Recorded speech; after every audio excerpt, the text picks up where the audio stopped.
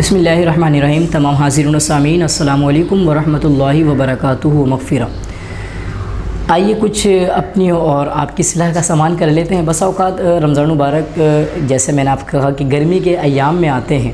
اور ظاہر سی بات جب گرمی کی شدت ہوتی ہے تو بسا اوقات ہمارا جو ذہن ہے یعنی جو ہمارا دماغ ہے ویسی ہائپر ہوا ہوتا ہے، اور اگر کوئی ہم سے بے جا روڈلی اگر گفتگو کرے، ہماری بات نہ مانے، ہمارے کام نہ کرے،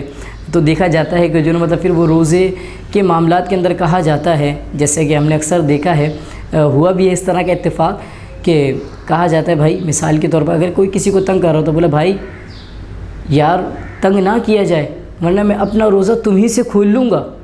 یا پھر یہ کہہ دیا جاتا ہے کہ جو نا بھائی ابھی میرا روزہ ہے، روزے کے بعد آنا، پھر روزے کے بعد تم سے ملاقات ہوگی تو پھر میں بتاؤں گا کہ میں کیا ہوں۔ تو لہذا اس طرح کی گفتگو کرنے سے اپنے آپ کو بچایا جائے، بلکہ علماء نے تو فرمایا روزہ صرف اس چیز کا نام نہیں ہے کہ آپ بھوک اور پیاسے رہیں، بلکہ اللہ کے محبوب علیہ الصلوۃ والسلام نے ارشاد فرمایا جو روزہ رکھ کر بھی مفہوم ذکر گناہوں کو نہ چھوڑے تو اللہ تبارک و تعالیٰ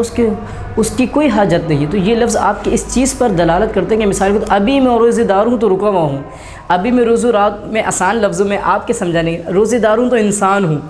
ورنہ اگر روزہ نہیں ہوتا تو معاذ اللہ میں کیا ہوں۔ تو آپ دیکھیں کہاں جا رہے ہیں۔ تو لہذا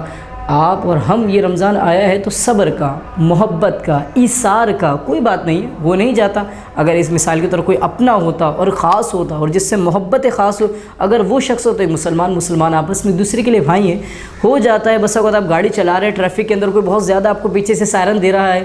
آپ جو ہے نا آفس کے اندر ہیں، کوئی آپ کی بات زیادہ نہیں مان رہا ہے، گھر پر آپ تھکے ہوئے آئے ہیں لیکن اس کے باوجود آتے کے ساتھ ہی بچے ہیں، محبت ہے، آپ سے زیادہ ہو جاتے ہیں، یا پھر باہر کہیں آپ کے معاملات انڈرسٹینڈنگ آؤٹ ہو جاتی ہے، تو لہٰذا ہم نے صبر، تحمل، عاجزی، ان کی ساری برداشت کا معاملہ لے کر آنا۔ یہ نہیں کہنا کہ جناب بھائی مثال کی طرح میرا روزہ ہے، روزے کے بعد آپ مجھ سے ملیے گا، یا پھر جو میرا روزہ ہے اگر روزہ نہیں ہوتا تو پھر میں تمہیں بتاتا، یا میرا روزہ ہے اگر میرا روزہ نہیں ہوتا نا، یا پھر بسا وقت کہہ دیا جاتا ہے کہ